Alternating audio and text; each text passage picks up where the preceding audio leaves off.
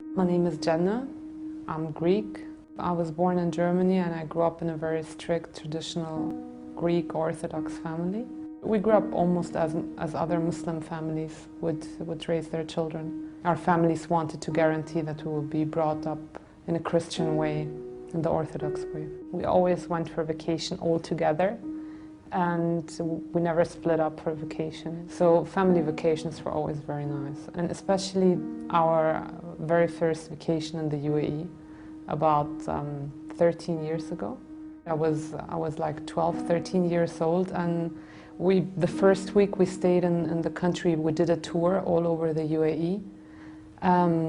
And it was on a Friday when we were on the way to a souk. Suddenly the adhan came on for the time, for the prayer time. And everything stopped. People stopped their cars, took their prayer rugs and just go out and pray on the streets. The sound of the adhan was something that changed something inside of me. And subhanAllah, I don't know what it was, but it never left me, kind of. It changed something and it stayed. And I just wanted to know what it means, what it actually says. I was a person that I did not want to hear the subject death at all. I didn't want to hear about death. I used to leave conversations when it comes to death, and I never attended funerals. My uncle died in front of my eyes, taking his last breath, and that was the thing that changed a lot inside of me. I just started feeling that this life isn't exactly what I thought it is, and we're investing too much time and energy on things that could be gone in a second time. And because after the death of my uncle, I faced a time where I used to wake up 3 times in the night going to check if my father is breathing, if my mom is still breathing. Constant fear of death because you think that this is the end. That made me strongly start researching again about Islam. I researched before about other religions as well, but I could not find any truth in there or anything that will convince me. When I started reading about Islam, I found all the answers that I could not find in my own religion. The fact where I got really convinced was when I read the biography of Prophet Muhammad sallallahu alaihi wasallam. It reminded me so much of what we used to know and read about Jesus, Isa alayhi salam. So I started reading and this person seemed to be such a noble person with such amazing characteristics, with a personality that I think I've never read something similar like that before.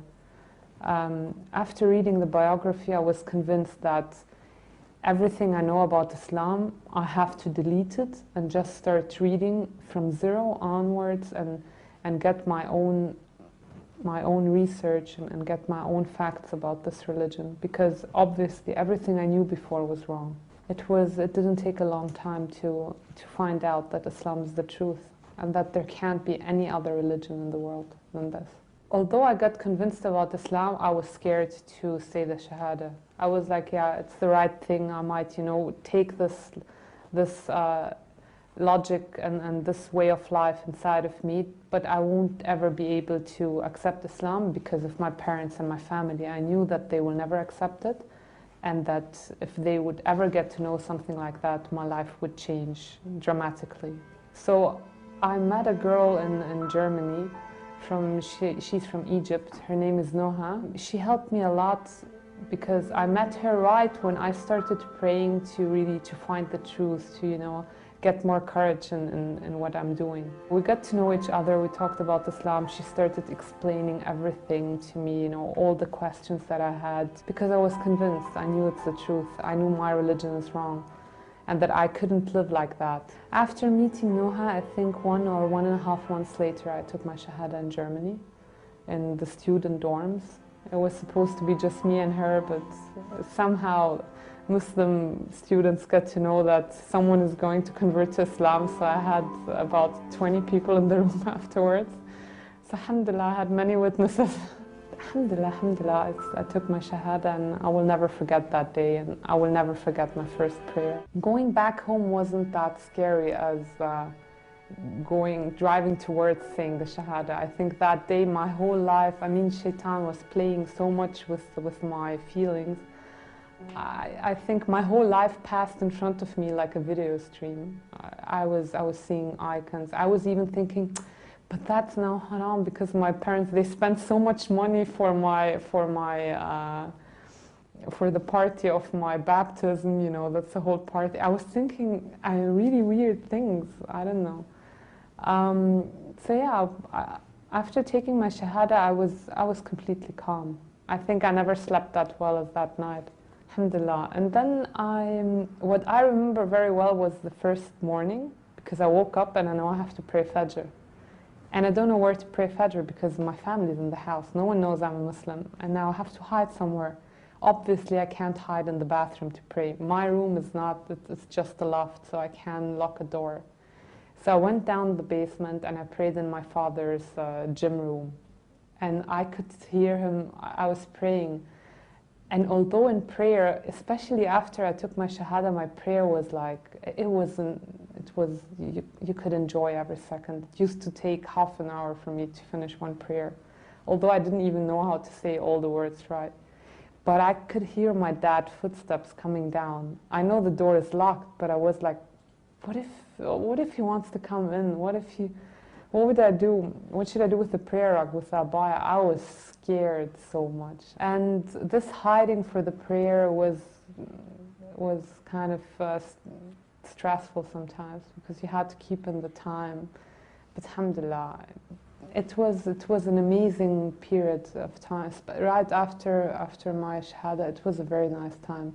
These 6 months where my family didn't know, and I had all the time to improve my knowledge about Islam because I knew that the time will come where my parents know and the questions will start. 6 months later, my family kind of figured that something has changed. My mother found a week or two later that she found my abaya and my prayer rug, and she was completely convinced that I had converted to Islam. They hoped while taking me to Greece and I won't have my friends there anymore and I might forget about Islam and they will be able to get me back.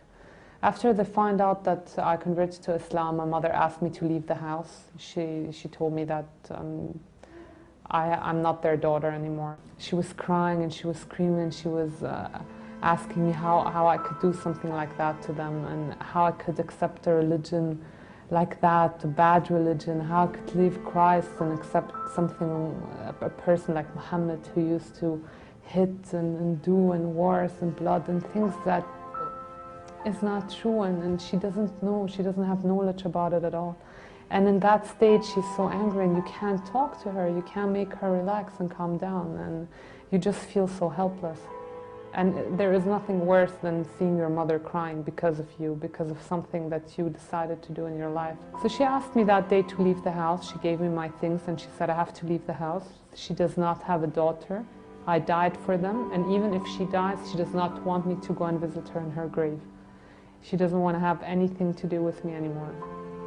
After all that, I still stayed for about 5 months in Greece, and I tried everything I could with my family in order to make them accept my conversion. For 5 months I had everyday humiliation. One thing I still don't understand is where I got all the strength and all that sabr to go through that time. I mean, every night I used to pray and just cry and pray for strength to face the next day. I had, subhanAllah, during that time, my first Ramadan. My first Ramadan I had to spend it all by myself in Greece while having my family bombarding me with insulting Prophet Muhammad, insulting the religion of Islam, insulting me. It's very difficult, and I never felt bad about, I never kept something like that inside of me. I forgave them for everything they did because I know that they don't know and they can't understand. And because of the media, which is the worst thing that's going on in the world at the moment, these people are afraid. My mother thought that I joined an organization. She was asking me, all these people that I have on the internet, that I'm chatting with, friends, where do they come from? Do I know? Did I join any organization? Do I have anything to do with terror? That's what she had in mind after she knew that I converted. I started thinking that I have to leave Greece. So I started looking for jobs in the Middle East, and I found a job in a German company here in Dubai. And that's how I came. I think I prayed a zillion istikhara before coming here, because it was a very big step, and I could not imagine my life all of a sudden on my own without my family. I was always depending on my family. I never worked in any other place than my family's businesses. And I felt that it would be very difficult. Of course, I did not tell my family anything. I just took an airplane and came. Hours before my flight, I told my sister that I'm leaving. So I just took an airplane and I came here with just a few euros in my pocket. And I don't know, honestly, again, where I got the strength and the courage to just leave everything and come. Alhamdulillah, I faced very difficult times. It was tough, but I never regret any step that I took in the path of Islam, never. And if it would happen again, I would do exactly the same things again. And I'm very happy I'm here, and I can live as a Muslim freely without having any restrictions in that. And things will go fine. Whatever is not will go better, I know. بنور العظيم الكريم العزيز حكيم الرحيم الحليم السلام يا سبحان الله.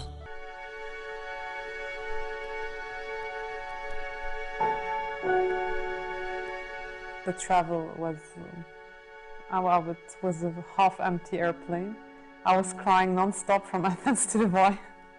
And yeah, because it was difficult, I know. You think about all the things that happened before, and it's like a cut, and you start completely new, and you know that there is no coming back. Yeah, so I came here, I started working. It was a bit lonely in the beginning, because I didn't know a lot of people here. Actually, I didn't almost know anyone. And I wanted to find an Islamic center in order, to get back into seeing, watching lectures, learning more, and meet maybe other people that might have converted to Islam.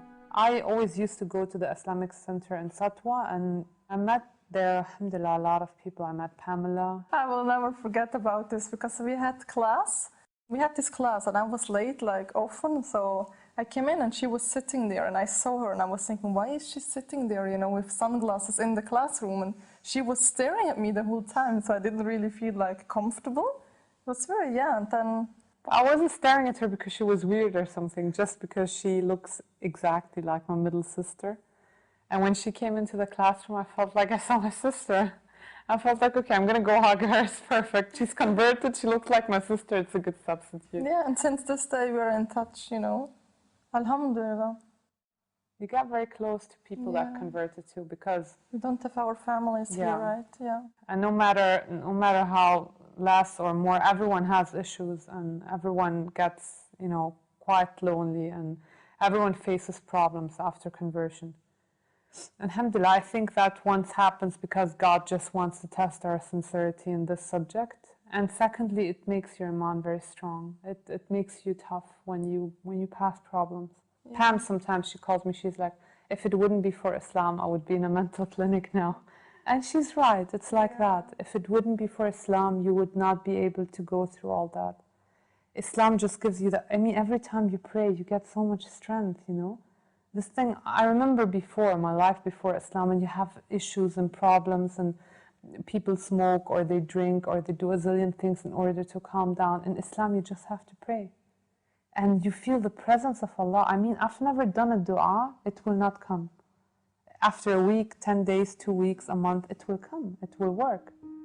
Of course, I don't make dua, please let me win in the lottery, which is haram anyways, But dua for things that are reasonable. I mean, God is there. He just wants you to get back to Him, to get your strength from Him.